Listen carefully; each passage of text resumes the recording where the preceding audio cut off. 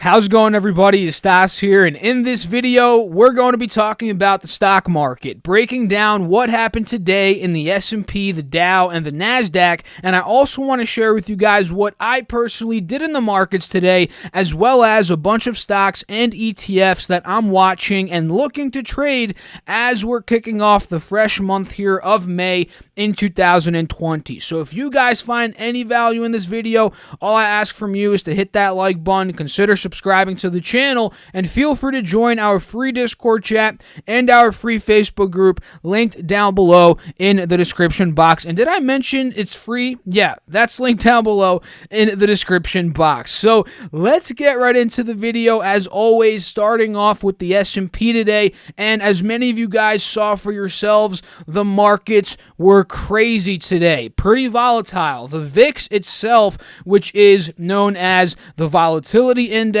a lot of people call it the fear index, was up about $3 on the day. So that in itself being up about 10%, that should tell you there was some volatility in the markets today. And going over to the S&P, again, down about 2.8% on the day, down $81 on the day. You can definitely see the sizable pullback that it took. But like you saw in the title of the video, is the market losing steam? I kind of want to break down some technicals and see exactly that, whether the S&P is breaking steam, and whether we'll take a look at SPY as well, whether that's breaking steam, because many people look at that, which is a S&P 500 ETF, kind of to gauge the market. So we'll take a look at both. So the S&P here on the hourly chart, it's holding its uptrend, no doubt about it. We pull down. Despite the pull down, we're holding 28.30. It's a higher low from the previous here at about 27.30, and we're also maintaining the main moving average being the 180 SMA on the hourly chart. So that's a very good sign. On the 4-hour chart, we're also holding this uptrend from the bounce back that we saw in the market ever since this 2190 bottom. We've seen a higher low, higher high. We hit a higher high at about 2950 a couple of days ago. We broke out of the main moving average. Now we're pulling down and we're testing the 50 SMA. So is the market losing steam? Slowly, yeah, it's pulling down, but I wouldn't be surprised if we held this level here, 28.30, 28.50. I wouldn't be surprised if we did see another rip up. So this week, guys, it's going to be very, very important for the S&P. Take a look. We're in between moving averages, the 180 and the 50, and it's squeezing us into this wedge. If we pop out of the 180, if we show some upwards direction to, let's say, 2,900, that could be the breakout. At that point, we might go 2,950, 3,000 in the short term on the S&P. But if we break on Monday, let's say we break this trend here, the 50 SMA on this 4-hour chart, that could be good news for the bears, right? Very good news for the bears, because at that point, we might see a big drop-off, based on these technicals, right? And taking a look at SPY, which again is an ETF, although it did break the 50 SMA, which has been a support over the past couple of weeks on this 4-hour chart, ultimately, it's still holding the uptrend. This is still technically a higher low at 282 from the previous, although we still haven't seen a full-on break up, right? A full-on reversal to the upside, which would entail for a break above the 50 SMA and this EMA, the light blue line that we're seeing here. So until we get that, guys, the S&P, in terms of SPY here, is going to be pulling down. So next week is going to be such a telling week in where the markets are going to go. We got big earnings. We got Apple, Amazon, which kind of dragged down the market. It kind of started this market drop since yesterday, because we saw Google the previous day report earnings. The markets were up green, right?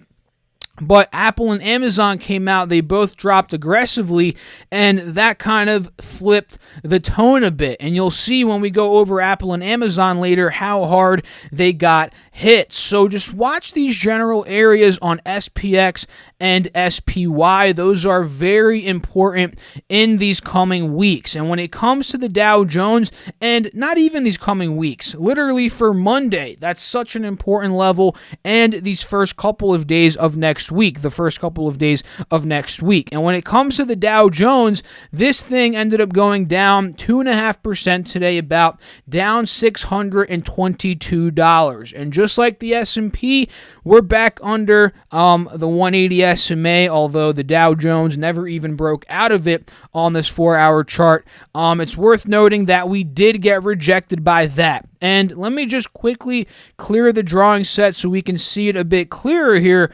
The Dow is still on an uptrend in itself, holding that 50 SMA, and we're squeezing between the moving averages. So keep an eye on what direction the Dow Jones ends up picking in this upcoming week of trading. It's very, very important. And the NASDAQ, we momentarily broke 8,900, 9,000 yesterday. I was hoping from looking at a bullish perspective here that the NASDAQ was going to hold that, but since we broke it, now we're back fiddling in the 8,700 territory. And one positive thing here for the bulls is the NASDAQ's holding the major moving average here on the 4-hour chart as a support at a higher low. That is pretty solid when it comes to a bullish perspective here. So I would love to know, what are your thoughts on the markets, guys? It seems like Apple and Amazon really kind of set the tone here for the markets and brought them down on Friday. And have you heard that saying, sell in May and go away, or something like that? You know, that's what people have been saying a lot here. And what do you know, right? The first day of May, the markets drop about 2.5%, 3%. What a great way to start the new month, right, guys? So let me know in the comments your thoughts on the markets. Now, let's talk about what I personally did today, and we talk about on the channel, right? There's outliers out there, and by outliers I mean there's certain stocks, ETFs, that when a lot of the markets are red, when a lot of the stocks are red, sometimes these are the diamonds in the rough. They're green somehow when the markets are red, and I've mentioned these before as stocks that kind of are independent from the market. They don't really correlate to the market. And one of them in this situation is GDX. GDX is a gold miners ETF. It really trades based upon gold. Gold is a huge influence in how the miners do, the price of gold, that is. And as we saw a massive drop in the S&P, the Russell got crushed, right? We're going to start talking about this one more. Russell 2000 down about 4%. You know, as everything got crushed today, gold ended up going up, guys. Gold actually hit 1690 or something like that. 1675. Wow, I didn't realize it actually got that low. But we hit a low there, 1675, and it's been rallying all day. That was 5 a.m. The futures were at 1675. So all day, as the markets were crashing, the stock market, that is, the gold market was ripping. Gold itself was ripping. So we saw the gold stocks do extremely well. So for me, and I called these out in the Discord chat today, guys. If you were in there, you saw that. Again, link down below in the description. We saw a huge pop in GDX in the morning from 31.30 all the way up to about 32.60. And on this first pullback, that is when I was, looking for an entry. I wasn't looking to FOMO in here. I kind of had a feeling that it wasn't going to go straight to the moon. I had a feeling it was going to pull down. And once we got that pull down, guys, let me pull up my notes to see my entry point. I ended up getting in at $32.25. So we bottomed, we popped, we pulled down, we retested a higher low at 32.10 roughly, and as we started rallying back up, that is where my limit placed at about, again, 32.25. And my exit here, I ended up selling on this, arguably I got a bit greedy here. Looking back, I probably should have sold out here, but I held and I sold on this third pump here at $32.80. So overall, guys, $32.25 up to $32.80. That is the move that I made today of about 1.7% here trading GDX. I would love to know down below in the comments what you guys did. What other stocks are you watching? Now to continue on with other stocks I'm looking to trade, and going back to what I said earlier about the outliers, another kind of stock here that's independent from the market is Virgin Galactic, ticker symbol SPCE. And today, they actually, this move is not just because they're independent of the market, from the market. This move they had actually was based on a catalyst, a positive catalyst of a test flight completed in New Mexico. And the exact, ship it was, or not ship, the exact, what's it called? I guess they are called ships, was the Spaceship Two Unity. And it completed a runway landing at Spaceport America in New Mexico, finishing its first free flight in New Mexico airspace. So that's a pretty big milestone, I'd say, for Virgin Galactic itself.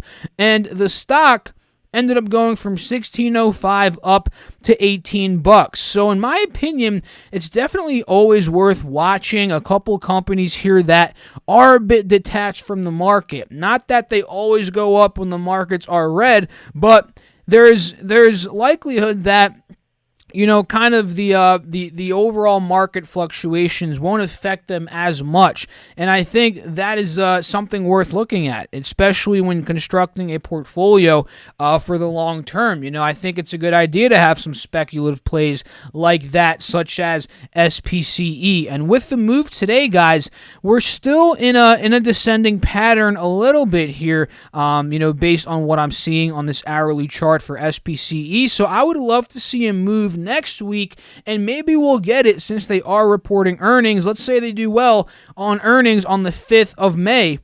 We may end up getting a pop above 1850. That could be a breakout area for SPCE here, and we've talked about it before. If we break 1850, this thing could easily be going back to the 20s, $21, and maybe even higher over these next couple of weeks. It has that type of potential. It is definitely that type of high-flying stock. And what moved the markets today, guys? It was obviously the big names, the big boys. Amazon was down almost 8% today, guys, down almost $200 per share.